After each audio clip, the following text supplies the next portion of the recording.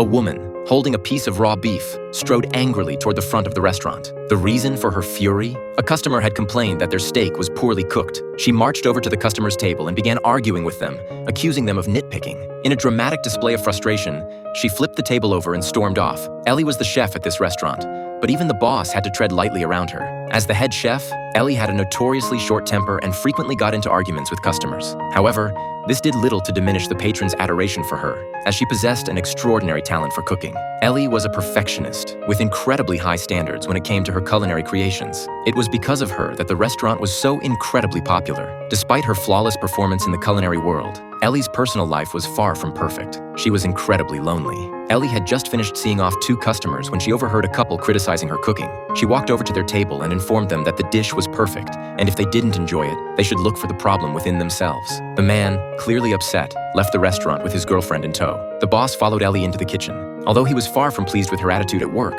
there was little he could do about it. In an attempt to help Ellie control her fiery temper, the boss arranged for her to see a therapist. Unfortunately, this did little to help. One day, while Ellie was working in the kitchen, she received a phone call informing her that her sister had been in a car accident. She rushed to the hospital to find her niece asleep in bed. When the child woke up, she learned that her mother had passed away. The little girl lay in the hospital bed, overwhelmed with grief. Even the usually strong Ellie couldn't hold back her tears. She stayed at the hospital to care for the child. Without their head chef, the restaurant struggled to function normally. As her co-workers discussed what to do next, an exhausted Ellie appeared before them.